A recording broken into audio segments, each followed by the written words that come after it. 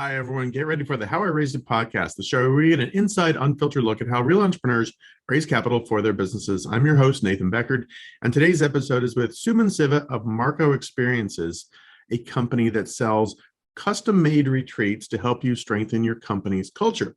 He's got some really good tips for building out your network as an entrepreneur. If you're tuning into this podcast to learn how to raise capital for your business, I've created a super valuable free welcome package for you.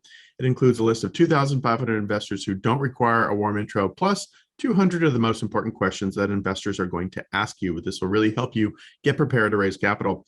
To get instant access to this, click the link in the first comment. And while you're there, please leave us a nice comment, what you found interesting about this show, any questions.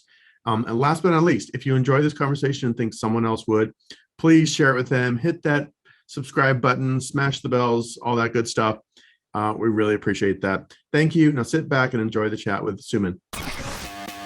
Welcome to How I Raised It, the podcast that goes behind the scenes with entrepreneurs who've raised capital.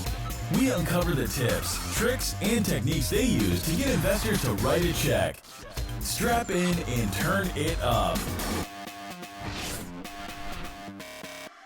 Hi, welcome to another episode of How I Raised It, produced by foundersuite.com. Today I have Suman Siva of Marco Experiences coming to us from New York. How's it going there? Nathan, it's going very well. Appreciate you having me on. We're recording this in December. Is New York all lit up for the holidays already? Yeah, I was just mentioning, just got back to New York from holiday Thanksgiving in North Carolina, and then was in Miami for Basel for a bit, and now back to the kind of entry point to holidays in New York. So it's getting a little chilly, and I think starting to see some seasonal kind of decorations and that kind of thing, which is good. Good, fun. Is the tree up in Rockefeller Center? Do they still do that? I would assume so. I have not been out there yet, but I'll put that on my to-dos for this weekend. Cool, awesome. Well, let's jump into it. What is Marco Experiences? Yes.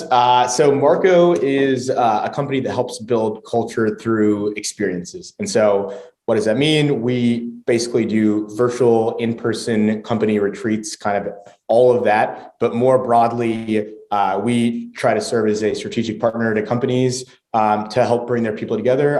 That used to all kind of happen in the office. So, everyone go to the office every day. Obviously, the past 2 years have kind of been this pretty large social experiment where people are more distributed. You've got folks kind of all across the country, oftentimes perhaps the world. And so you need to be creative in terms of how you get people together. And we provide that for companies. And I see you have both virtual and in person. I guess what's the balance right now as we're recording this? Is it sort of, how does it shake out? Yeah, I mean, as in this giant social experiment, things are changing every day. Right now, you have the new variant emerging. I think the new normal is kind of COVID will be kind of this endemic thing that we'll have to deal with. So I think actually a lot of our customers have a bit more comfort with in person and with retreats and that sort of thing. So I think the distribution, we can talk about kind of company evolution, but initially we had pivoted to focus only on kind of virtual, but now, we're in New York as well as San Francisco for in-person, and then retreats are kind of all over the place. So pretty healthy distribution. And are most of your customers startups, and are companies just doing one-off retreat events and they're hiring you to kind of handle it all? Or is it like a subscription where they're doing like regular events? How's it work? Good question. So we are kind of, our next big chapter will be building out, you can call it subscriptions or basically enterprise offerings. So we were just on the phone with the customer for kind of what we're calling Marco memberships, right? And so right now the business model has typically been transactional. So it's a marketplace, right? And so you can, plan a specific experience, right? Whether that's a retreat or an in-person gathering. I think the natural evolution of that, you have customers that use us pretty frequently. The natural evolution is actually to move to this kind of more enterprise model, which gives you kind of an account manager, a strategic kind of calendar that we plan, reporting and analytics on kind of like how employee engagement is going. So the way we talk about it is like culture amp plus the culture, right? It's like we can measure how things are going, but then also help you plan kind of a strategic calendar of sorts with experiences. What's the culture part, or is the culture just kind of come from? Did you say you're sort of fostering tracking culture building, or is that just a natural outcome of doing a roller skate party with Tanya Dean? Yeah, I mean, I think culture is obviously, the word means a lot, right? So the way we talk about it is like culture is comprised of everything from the people, the mission and the vision, the practices. But a big part of it used to be the place, right? You would come to the office every day. That's kind of how that culture was reinforced. That isn't always happening. The place, not saying the office is going away, but in many cases it's being de-emphasized. So, we think that experiences are a way to bring people together. And part of that, and that's why you have an office, right? Bring people together. And so you do see kind of connection through experiences, and we see it with customers, right? So whether that's virtually or, a lot of customers now in person are getting together for the first time, and they haven't met any of their fellow coworkers, right? So if you think about what culture means, is like, yeah, it's not just kind of pizza parties and carnivals. It's really creating that moment, that kind of space for people to connect, right? And then that could be something that's purely for enjoyment and for fun. It could be a diversity inclusion training that actually kind of gets to a bit more kind of heavier topics, but all of that is kind of within scope. Cool. What are some of the most interesting experiences, I guess you could say, that have come across the platform, and do you guys curate all of them, or do vendors and suppliers come to you and say, I want to offer my roller skating session to your members? Yeah, so we care a lot about being a managed marketplace. So that means even though we're out, we're not hosting the actual experiences, we'll be pretty involved with the curation and the outreach to our host community. And that is reflected based on our team, right? We have people who have business experience, who have strong product and technology experience, and also who have a lot of experience with events and actual kind of like the actual programming, right? Mm-hmm. And so, we'll go out and find, in terms of actual specific examples, one example is we're going to work with this guy, Alex Delaney, who's now is going to join as a consultant, food and beverage consultant as well. And he worked for Bon Appetit for a while. He's got, a really strong Instagram following and really has a unique brand. So you have natural wine tasting, and then you've got a wine tasting with Alex Delaney, right? Where a lot of people kind of have seen a lot of his video content, and you get access to, the same way Peloton gives you access to like interesting kind of figures and hosts. Mm-hmm. We try to do the same thing. And that relates to, also venues, whether it's a special space that can be experiential or a person, right? So. Yeah, cool. How do you go about so what's the most interesting thing that's come across the platform, or a couple of them? What are some cool things that companies can do? Yeah, I mean, one of the cool things I think is it's like actual stories about people, right? So we work with this magician, Kevin Blake, right? Who, when we first started, it was all virtual. Now he'll do virtual, in person, right? And magic can sound kind of kitschy perhaps, and it's like, oh, what is a magic show? But I mean, this is a pro's pro in terms of magic, and he really has created a virtual experience that is so involved and sophisticated that people see it and they're like, holy crap, this is amazing. But the most important part, the reason it's really cool, is when we started working with him, he was working as a copywriter in SF, right? He had another job, and he's been able to, through the platform, gain a level of success that now is allowing him to pursue his passion full time. So we talk about this concept of like the creator economy, and we have a lot of people like that who we've kind of, who we've met that really have been able to fully pursue their passion and build a business around it. But especially now with kind of in-person and retreats, there's just like, for example, we'll work with a restaurant like Carbone. We'll work with kind of a retreat center like Auto Camp that does kind of glamping and that sort of thing. We'll work with a woman, Court Roberts, who is also kind of help with consulting efforts around like making D&I more modern and accessible, right? So as opposed to a more, a seminar, making topics like that feel kind of exciting and interesting to folks. So it really runs the gamut across vertical, across type, right? So. Yeah, interesting. It reminds me, I'm on the board of a nonprofit called Hands On Bay Area, and it's a little bit conceptually similar. Hands On arranges all these corporate volunteer opportunities for Google and different Airbnb, and they'll get their employees to go do a volunteer experience and Totally. kind of organize that. It's an interesting model, and it's very successful. So it's like, I definitely get the gist here. Very cool. And what was the genesis? Was there any backstory to this? How'd you guys? There's a backstory. So I think we were chatting about how I went to the dark side of entrepreneurship, or the fun side for sure. But before that, I worked in investing, right? And so I started off in a more traditional career path. Worked at Bain in a consulting role, and then worked briefly at a startup called Scoop, which is in the mobility space. They provide carpooling solutions, and now they provide hybrid work solutions for companies. And then I worked in kind of consumer growth investing, and then at SoftBank on the consumer tech team. Within SoftBank, I worked, consumer tech. We did everything within our team from food delivery, so DoorDash. We did prop tech, so Compass and Open Door. We also spent a lot of time in the experiences space. So I invested in a company called Get Your Guide, which is in the experiences space, kind of a European-based TripAdvisor competitor, and learned a lot about kind of the space broadly, travel and experiences, and really felt there was an opportunity for a more modern kind of experiences platform to emerge that was relevant for consumers like me. We talk about how experiences are so important and more valuable than things, but I felt there's a big opportunity in the space. So I ended up leaving SoftBank to pursue building Marco, and people say, "Oh, smart, you started a virtual events company during COVID." And I was like, no, I actually started it before, and it wasn't virtual. And so we actually kind of found an opportunity and pivoted to focus on virtual initially, but really from a business model to prioritize B2B. So we saw that companies had a pretty large need. How do you get people together now that a lot of people are remote, right? And that was a forcing function COVID was for them to be remote, but we think that's going to be a persistent trend, this distribution and flexibility. So that's kind of a bit of the genesis.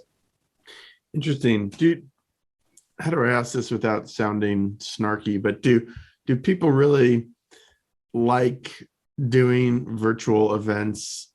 At the beginning of the pandemic, there was a lot of, hey, let's have a happy hour online on Zoom. And I see some of the stuff you have, like cookie decorating and stuff, but do people want to do this, or people like show up because their boss are telling them to? It's honestly a good question, and you can feel free to be as snarky as possible. I think what's going to happen, I think initially part of it was definitely like, hey, we got to do something. What are we going to do? Right. Let's do something virtually, perhaps. I think that's why we always were going to move into in-person and retreats and that sort of thing. But I think that the bar for virtual is going to get a lot higher, which is, hey, people will do an asynchronous experience with masterclass because that person is a celebrity or an expert. So you're getting something that you can't otherwise get in person, right? Sure. I think what you'll find is there'll be this celebrity tier that's masterclass, and there'll be people like Alex Delaney who are like, I will sign up on Zoom or figure out how to, I'll definitely, join to see that experience. And it can be virtually delivered, perhaps hybrid, right? Perhaps you have some people that are virtual, some people that are in person. Yeah. But I do think there's experiences that, right, like you're like, oh, I can do this. This is easy. It's virtual. But I think people are going to want to, for sure, oftentimes get together in person. I certainly do, right? And so it'll be a mix, but it's a fair question. You have definitely some fun sounding things on here. Sushi making, some pretty cool stuff. Virtual escape room, trivia night. That all sounds actually pretty fun. Yeah. Cool. Great. Well, let's talk about raising capital. How much have you guys raised so far? Yeah. So we raised a seed round almost exactly a year ago, maybe a little bit less than a year ago. We raised, I guess it ended up being a seed round. We did just under 3 million total, 2.9 or so from the leads were Slow Ventures and Flybridge.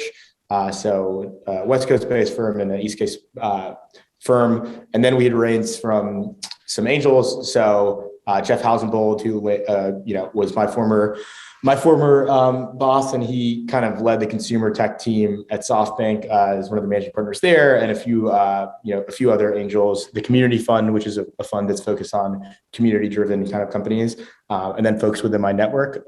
So yeah. Cool. Talk about putting that together.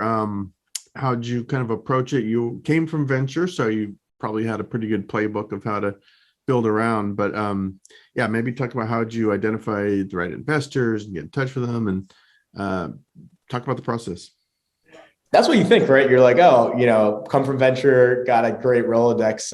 I think the interesting, humbling, and I think moment of personal growth is actually like getting people to give you money for an idea, which at seed stage is often we had kind of traction and had some product built out. But actually, I mean, Softbank, as you know, is a very late stage investor, right? So my job was in that kind of growth investing category. Our minimum check size when I was there, I think they've reduced it since, was like $100 million, right? So we were deploying substantial capital. And a lot of that ecosystem that I think you build as an earlier stage investor, whether you're doing seed, Series A, that sort of thing, those like networks you build. I had a network, but it wasn't necessarily that robust and built out in that earlier stage investing arena. And so when I left Softbank, I was kind of like, hey, I'm going to work on this kind of myself. I found Nick, who's my co-founder, who was at Instagram and Brex, and he was still at Brex at the time, and started working on this project. And I didn't really even try to raise money until we had traction, right? Especially from friends and family. I didn't feel comfortable really asking folks for money until I thought that there was a viable business there, right? And so I think the reality is I was lucky because I had a few jobs, right? I viewed this worst case is my MBA. I said, hey, look, if I spend, some amount of personal capital on this, bankrolling this, then it's fine. And I'll learn a lot from kind of the experience. And I think what happened was we had built this consumer app actually, and then we actually ended up deprecating it, and we focused on this B2B strategy. And I actually at that point just had a PDF of a handful of experiences, and I just would sell them. Our first employee, Chris, who worked at Scoop, that company I mentioned as well, he ended up joining to help kind of sell to HR buyers. We saw some traction, right? We ended up growing even without that robust of a product. And we said, okay, there's actually a business to be built here, right? And that's when I felt comfortable raising money. We put together this friends and family round.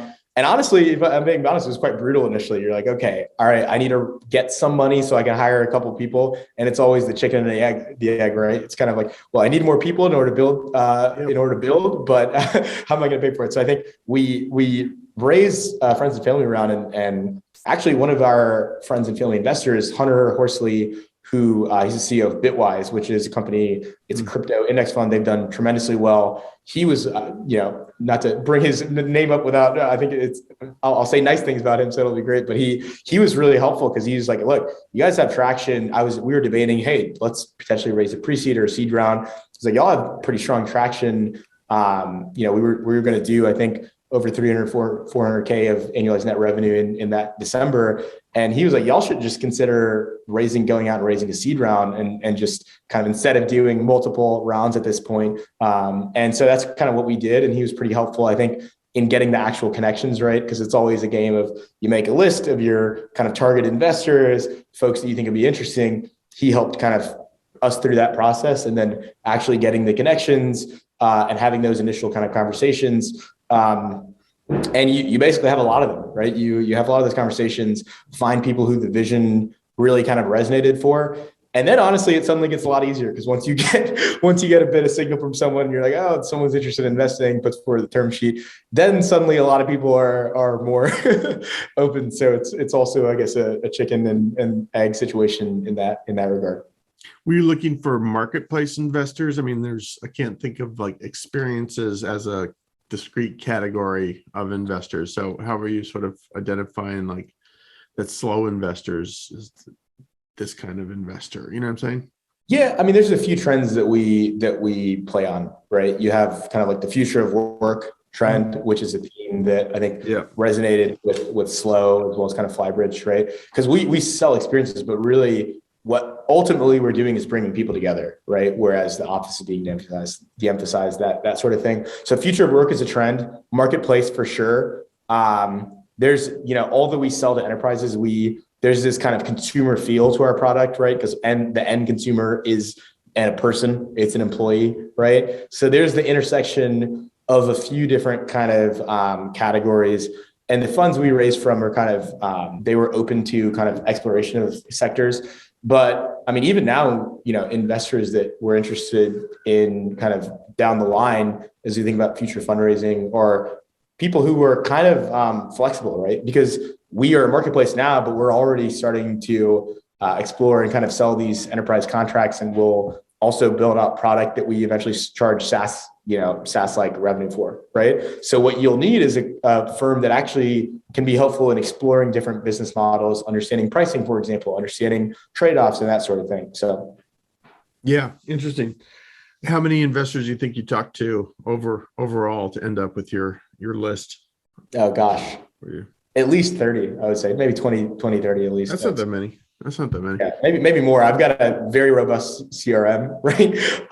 But yeah, we definitely talked to, I would say, at least 30 over the course. And I think some companies, it just depends. It takes different amounts of time for everyone. We kind of initially started off friends and family in October or so. And then we kind of like by December, we had a few conversations, had a little more conviction that we were going to push for that seed. So all in all, it took, months, but it was the course of changing the fundraising strategy, figuring out what we're trying to achieve and that sort of thing. What's slow ventures? Talk about slow ventures. What tips or advice can you give anyone interested in them? They're kind of an interesting venture fund. What are they? What's their approach? What's their style? What are they looking for? Yeah, I mean, slow is, it's been around for a while. They're very interesting, just specifically even oftentimes, right, you have a fund and you have the people you work with within that fund, right? So I think the interesting thing is Sam Lesson and Jill, who she is now kind of, I think, she's still affiliated with Slow as a venture partner, but she's I think pursuing, she will be pursuing a project. And then Sam is traditionally a crypto investor, but he kind of was willing to take a chance on us just because he thought what we were building was interesting. So I think they can be quote unquote contrarian, but I think oftentimes they'll think just from first principles, like, is this interesting? Right? Do we like the people that we're backing? I mean, I think recently Sam led the seed round of Solana, which is kind of one of the emerging big kind of crypto tokens, Ethereum, competitive with Ethereum in some ways. So that's like super different from what we're building, right? But he went in super early and been great for him. But he also, there's an article, I forget what publication, but about how he actually invested behind an actual person, an influencer. And so that is a non-traditional investing style, but they're basically going to potentially pioneer that at Slow. So they're definitely interesting in their philosophy and their flexibility. Yeah, cool. What are they typically doing? Only seed or they do? Yeah, both of the funds are predominantly seed stage investors. Got it. Talk about a little bit of a tangent here, but SoftBank obviously is a big whale in the investing space. What's a day in the life at SoftBank like? Like, to kind of describe your job there and working there. What's a day in the life? Yeah, totally. I mean, when I got to SoftBank, I think it was like 20, 25 investors. It was much smaller. So it was a very interesting, it was kind of the Wild West joining there. We had this, broad, ambitious mandate with kind of this visionary kind of mandate, and obviously a substantial amount of capital, right? And there was less definition in terms of who's doing what are the swim lanes, who's focused on certain categories, right? I was in the consumer internet team, but we were looking at all kinds of stuff then, because there was only there's only a relatively small number of investors. But obviously the investable universe was huge. Then I was there for 2 years. So saw a big evolution of growth, in terms of just the fund itself, like the number of people. It became much more kind of, I would say, structured, bureaucratic in some ways, in terms of there's more process, which I think is sometimes necessary.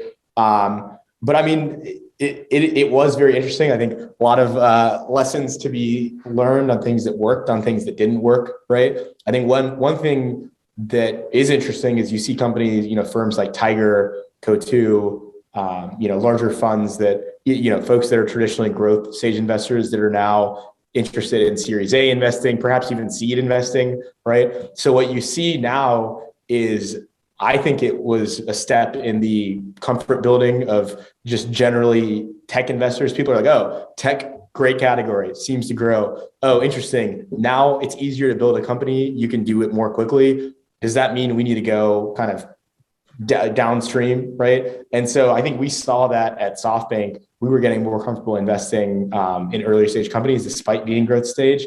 Sometimes you could say that, putting too much capital behind certain bets, but I think the broad point is now other people are kind of SoftBank has continued to do it, and there's other firms that have emerged that are employing some of these strategies. So it's definitely an interesting experience.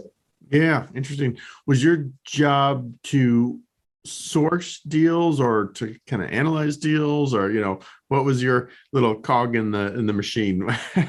Yeah, I think my job was really to analyze the deals. There's some sourcing, but what you'll find it was similar to more growth stage investors, in the sense that I was like doing more analysis, right? Doing more structuring.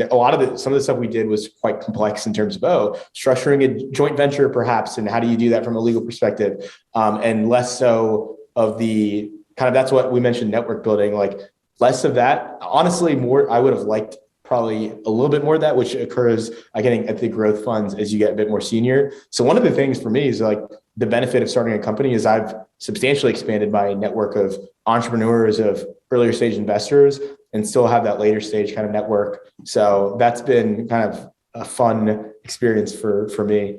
Are you doing anything specific to expand your network now? Because I think that is super valuable for founders and probably not talked about enough. Yeah.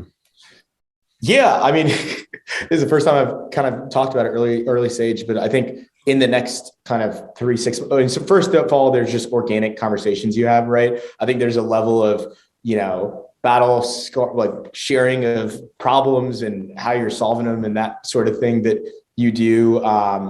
As you start a company, there's only so many people in your network that are pursuing entrepreneurship. And so there's an element of that.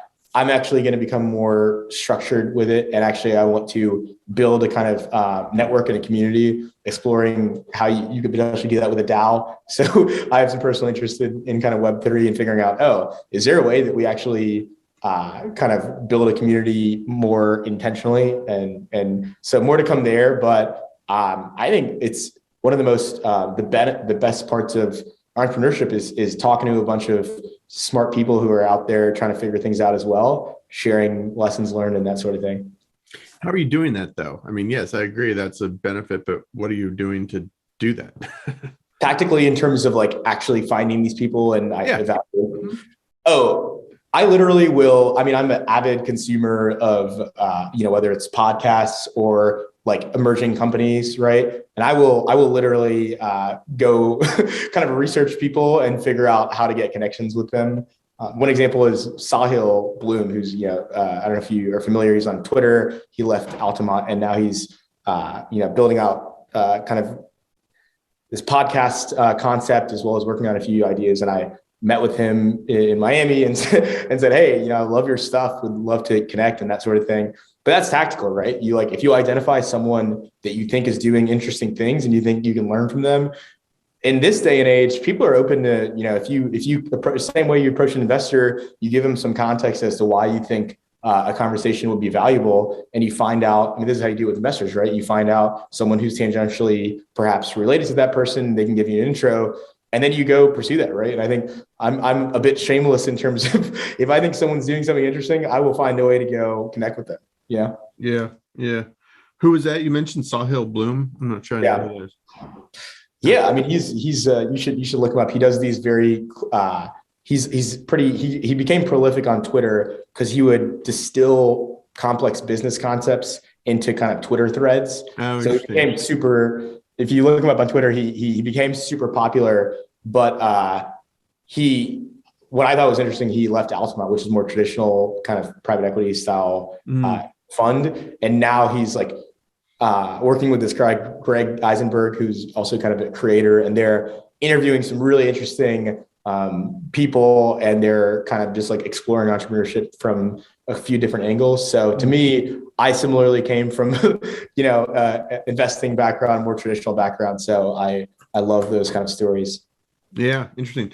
Cool. I'll let you get going here, but any this question I always like to ask, any tactical stuff we haven't covered, any advice you give other founders, or any advice you would give your younger self if you could go back in time 3 years, 2 years, whatever? Yeah, I mean, what is that phrase? I don't know the specific wording, but it's kind of, things seem challenging in the short term, but then if you zoom out a bit, you'd be surprised at what's achievable. I mean, we're at day one for us, right? We're 15 people with a handful of part-time people that make us kind of 21 total. But when I was honestly, when I left SoftBank, I was like, this could absolutely not work at all. And it'll be a good learning experience, nonetheless, right? At the end of the day, it'll be a better version of business school. And then I was very happy that we were able to actually raise some money, right? $3 million sounded like a ton at the time. And I was able to get people to join this vision. And now we've got, a proper company growing quickly, solving what I think is a really important problem with a whole bunch of people that are, it's like very exciting to work with a team we've built. So for me, I'm feeling pretty grateful, but it's a journey, right? It's like, now you got to go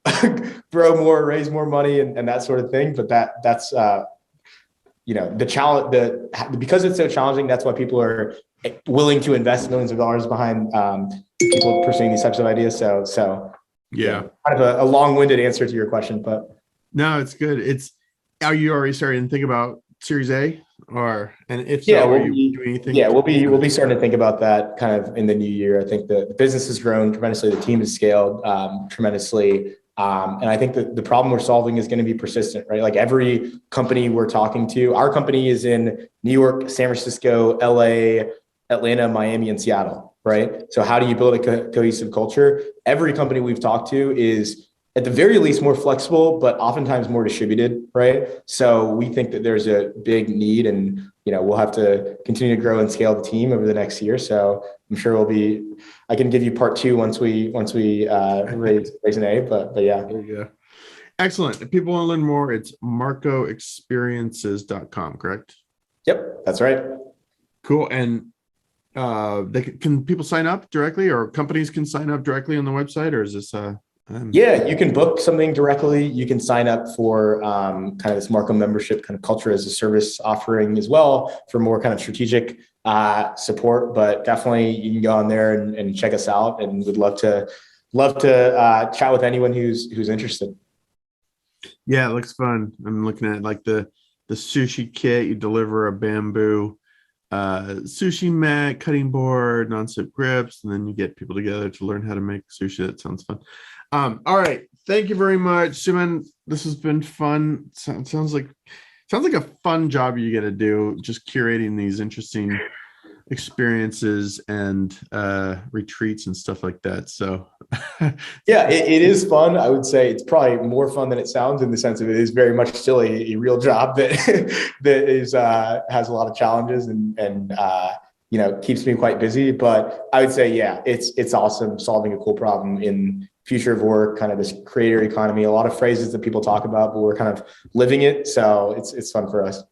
Hopefully you take your actual employees on some of these events too. Do you guys eat your own dog food? Are you kidding? We absolutely drink the Kool-Aid. We do quarterly retreats. We do we do we're having our holiday event for the New York hub tomorrow. The SF one there is tonight. So we certainly we do. I mean, we have to, right? We have a growing team that's distributed, and so we certainly do them. Fun. Yeah, cool. Awesome. All right. marcoexperiences.com. Thank you so much. And we'll catch you after your next round, see how things are going. Okay. Over now.